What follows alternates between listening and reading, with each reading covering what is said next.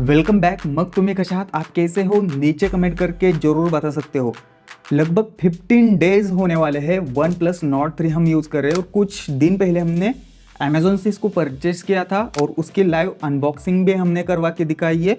तो उस टाइम से मैं इस फ़ोन को यूज़ कर रहा हूँ और मैंने बहुत सारे फ़ोनों के साथ इसका कंपैरिजन भी किया है और इसके अलग अलग वीडियोस भी बनाए हैं। तो इससे आइडिया लगता है कि ये फ़ोन लेने लायक है कि नहीं। इवन ये 30,000 से 20,000 पे आ चुका है, तो 20,000 में भी कुछ चीज़ें बहुत ज़्यादा ऊपर नीचे देखने को मिलती है और सारी चीज़ें आपको पता होनी चाहिए। 20,000 भी कम नहीं होते हैं।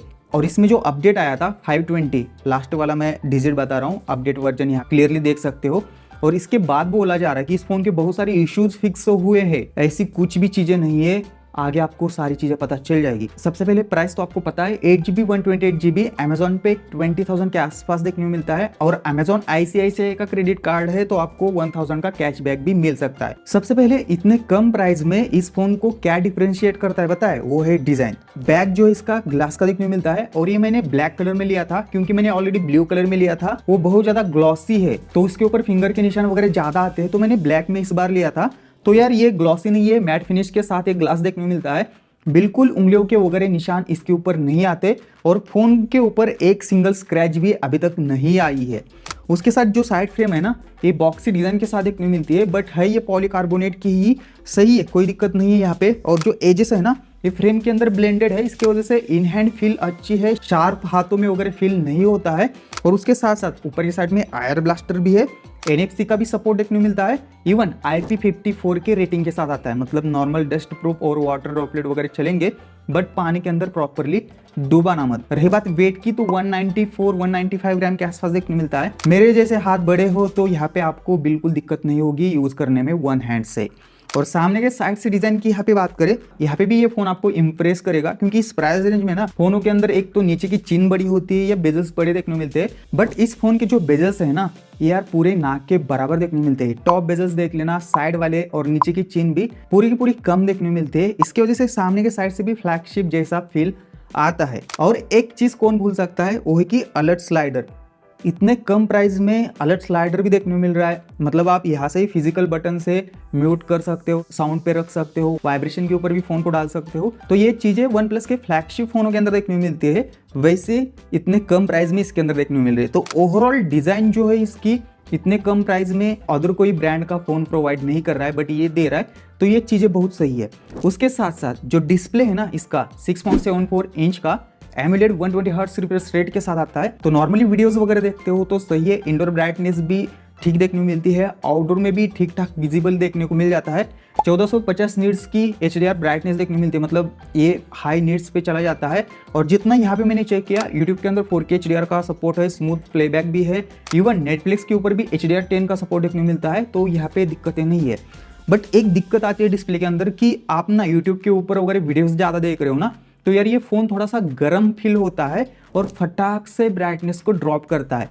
इवन जिस लोकेशन पे मैं रह रहा हूँ ना, यहाँ पे बारिश का सीजन स्टार्ट हो चुका है पुणे के अंदर, तो यहाँ पे normal temperature 28 degree Celsius 30 degree Celsius रहता है, उसके बावजूद भी ये ब्राइटनेस को ड्रॉप करता है। तो ये चीजें मुझे थोड़ी सी अजीब लगी। और आउटडोर में आप यूज करोगे और हार्श लाइट कंडीशन होगी ना, तभी भी हल्की सी ब्राइटनेस ड्रॉप इसके अंदर देखने को मिलती है। तो ऐसी कुछ चीजें है, बट आप इंडोर में यूज करते हो, आप यूट्यूब छोड़ के नेटफ्लिक्स, अमेजोन वगैरह, तो वहाँ पे ऐसी कोई दिक्कतें नहीं है, वहाँ पे आपको विजिबिलिटी वगैरह ठीक ठाक देखने को मिलती है। बट ओवरऑल आप डिस्प्ले की क्वालिटी देखते हो तो वो सही देखने को मिलती है। और एमुलेट डिस्प्ले है तो वीडियो वॉचिंग का एक्सपीरियंस तो आपका मस्त होगा ही होगा, क्योंकि डीप ब्लैक कलर्स वगैरह मस्त निकल के आते हैं, तो ऐसी चीज़ है। तो यार ये अभी तक फिक्स नहीं हुआ ब्राइटनेस को ड्रॉप वगैरह करना, और आगे जाके कब फिक्स होगा पता नहीं।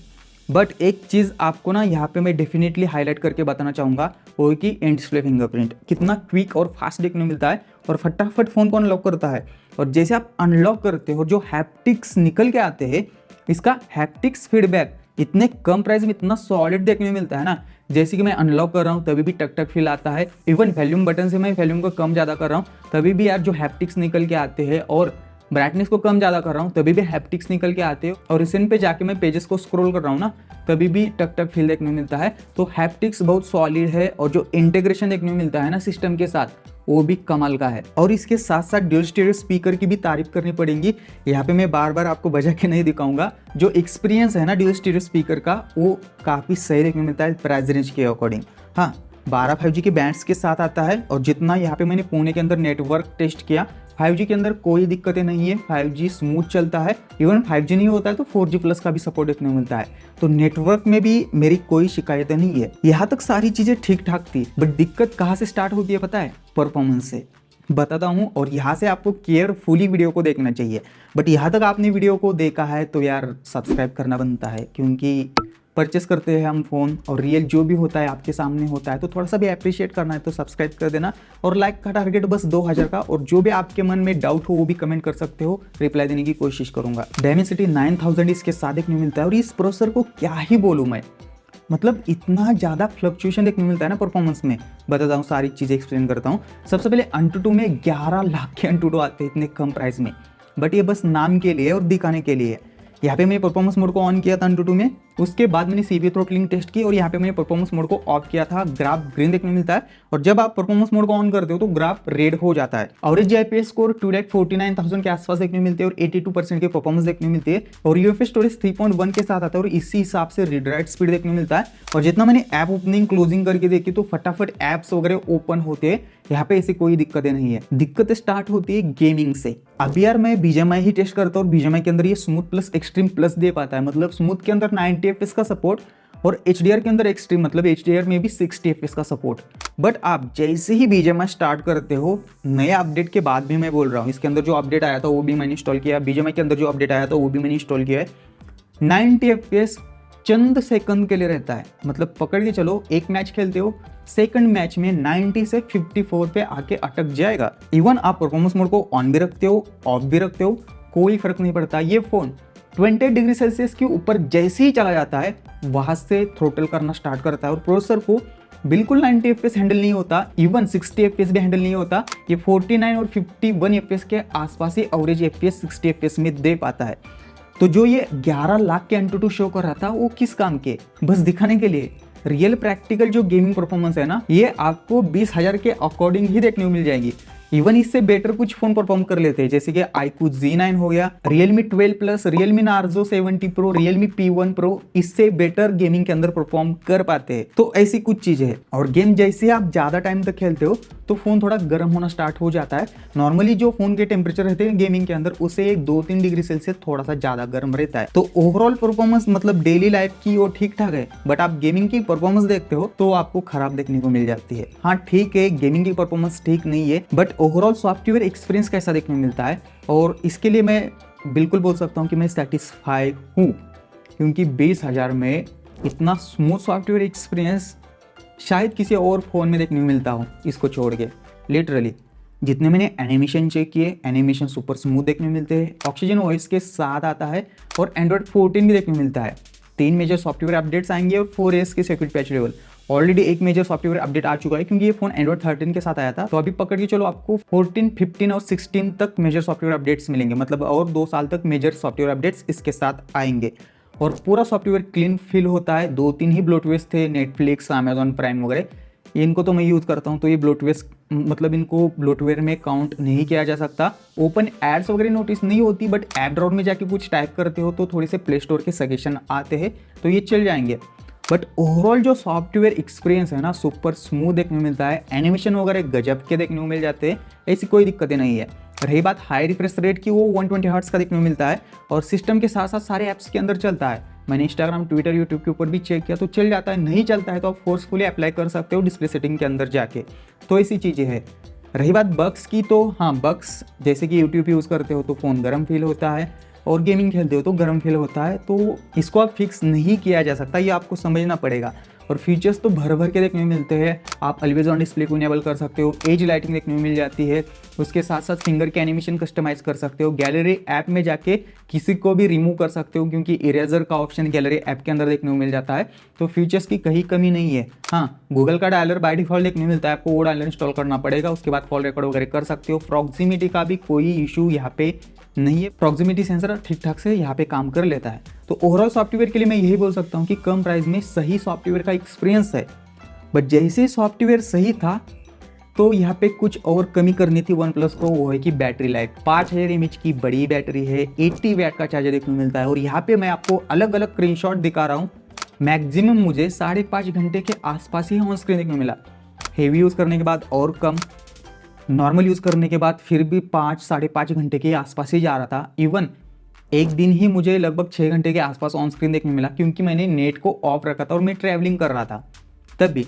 बाकी सारे केसेस में मुझे 4.5 से लेकर 5.5 घंटे के बीच में ही ऑन स्क्रीन देखने मिला। तो फोन बैटरी ड्रेन फटाफट करता है। जैसे आप यूज करना स्टार्ट करते हो तो फटाफट बैटरी ड्रेन होता है। बट अच्छी चीज क्या है पता है, 80 वैट के चार्जर के साथ आता है और फोन 30 से लेकर 32 मिनट्स के बीच में फुल चार्ज होता है। तो पकड़ के चलो कि यहाँ पे ना मीडियम कॉम्बिनेशन देखने मिलता है, battery life plus fast charging. Battery life कम है बट फास्ट चार्जिंग यहाँ पे अच्छे से काम करती है।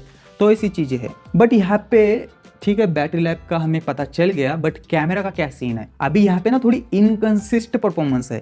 बता देता हूँ, सारी चीजें मैं एक्सप्लेन कर देता हूँ। जो भी कैमरा स्पेसिफिकेशन है ना, यहाँ पे आप रीड कर सकते हो। देखो यहाँ पे ना आप नॉर्मल शॉट वगैरह लेते हो तो HDR वगैरह अच्छे से प्रोसेस करता है, बट कभी कभी ना फोटोज को ब्लर कर देता है। तो ये थोड़ा सा फिक्स होना चाहिए। तो यहाँ पे मैंने और सारे नॉर्मल शॉट्स भी लिए तो थोड़ी सी इनकंसिस्टेंसी है, बट HDR वगैरह प्रॉपरली प्रोसेस कर लेता है। ये चीज़ें अच्छी है। अल्ट्रा वाइड की बात करें तो 8 मेगापिक्सल के हिसाब से यहाँ पे फोटोज निकल के आते हैं। और पोर्ट्रेट मोड की बात करें तो यार यहाँ पे कोई 2x का वगैरह ऑप्शन नहीं है, जो मेरे हिसाब से होना चाहिए था। अब बहुत सारे रियलमी के फ़ोन कम प्राइस में भी 2x पोर्ट्रेट का ऑप्शन देते हैं, तो इससे और बेटर फोटोज निकल के आती है। और इससे जो फोटोज निकल के आती है ना, तो यहाँ पे भी थोड़ी सी इनकन्सिस्टेंसी है। जैसे कि कभी कभी ना फोटोज़ को थोड़ा सा ब्लर कर देना, कभी कभी एज डिटेक्शन में हल्के फुल्के मिस्टेक कर देना, और जो ट्यूनिंग है ना थोड़ी सी कॉन्ट्रास्टी रहती है। बट 20,000 के हिसाब से देखते हो तो ठीक ठाक ही आप पोर्ट्रेट के फोटोज पकड़ सकते हो। बट 2x पोर्ट्रेट में इसके अंदर बहुत ज़्यादा यहाँ पे मिस कर रहा हूँ। रही बात लो लाइट परफॉर्मेंस की, तो वो आपको एवरेज ही देखने को मिल जाती है। और आते सेल्फी के ऊपर तो थोड़ा सा कलर साइंस अलग है सेल्फी का। यहाँ पे ना मैं अदर फोन के साथ भी थोड़ा सा कंपैरिजन आपको दिखा देता हूँ, मतलब वीवो और iQOO के फोन के साथ। तो यहाँ पे आपको बेटर आइडिया लग जाएगा। कलर ट्यूनिंग थोड़ी सी चाइनीज लोगों की जैसी फील होती है इसके फोटोज के अंदर, तो इसी चीज़ है। हाँ, 4K 60 FPS का ऑप्शन देखने को मिलता है और यहाँ पे वीडियो क्वालिटी मुझे सही देखने को मिली। 1080p 60 FPS से भी वीडियो शूट कर सकते हो, वीडियो क्वालिटी सही है। तो इसी चीज़ है। ओवरऑल कैमरे के लिए मैं यही बोल सकता हूँ कि ये आपके ऊपर डिपेंड करेगा कि आपको इसकी जो कलर साइंस है ना ये पसंद आता है कि नहीं। बट मुझे तो 20,000 के हिसाब से ठीक ठाक लगा। थोड़ी सी इनकंसिस्टेंसी है, जैसे कि पोर्ट्रेट मोड में कभी कभी हमें ही ब्लर कर देता है, कभी कभी ऐसे फोटोज निकल के आते हैं, आपको फिर से फोटोज लेने पड़ेंगे। तो ऐसी सारी चीज़ें हैं। सो आते हैं अब कंक्लूजन पे, क्या इसको बाय करना चाहिए या छोड़ देना चाहिए। देखो सारे पॉइंट को ना मैं सम अप करके आपको क्लियर कट बता देता हूँ। जो नॉर्मल यूज़र है ना वो इस फ़ोन को बाय कर सकते हैं, जैसे कि नॉर्मल फ़ोन को यूज़ करते हैं, बस डेली यूजेस के लिए चाहिए और उसके साथ साथ कंटेंट वॉचिंग करनी है, क्योंकि AMOLED display, dual stereo speaker और सॉफ्टवेयर का एक्सपीरियंस भी बहुत अच्छा चाहिए, क्योंकि अच्छा है सॉफ्टवेयर का एक्सपीरियंस। हैप्टिक्स भी अच्छे निकल के आते हैं, 12 5G के बैंड्स देखने को मिलते हैं, नेटवर्क में भी यहाँ पे कोई शिकायतें नहीं है। बट बैटरी लाइफ आपको मीडियम देखने को मिल जाएगी। तो नॉर्मल यूजर्स के लिए फ़ोन ठीक है। बट आप हेवी यूज़र हो, जैसे कि आपको कम प्राइस में, मतलब आप Dimensity 9000 11 लाख के आसपास के AnTuTu देख के गेमिंग के लिए फ़ोन लेने वाले हो, तो आपको ये बहुत ज़्यादा निराश करेगा। तो मेनली जो इशू है, गेमिंग परफॉर्मेंस इतनी कुछ खास नहीं है, हीटिंग के भी थोड़े से इश्यूज है, बैटरी भी फटाफट ड्रेन करता है हेवी यूजेस में। तो ये 3-4 थोड़े से बड़े इश्यूज है।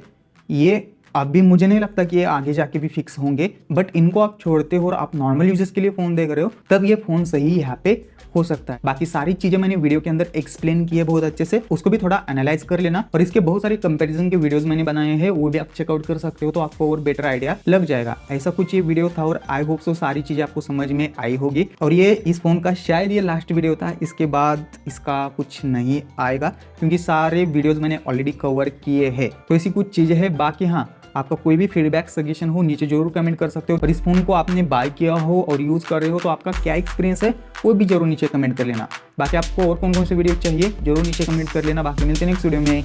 जय हिंद दोस्तों।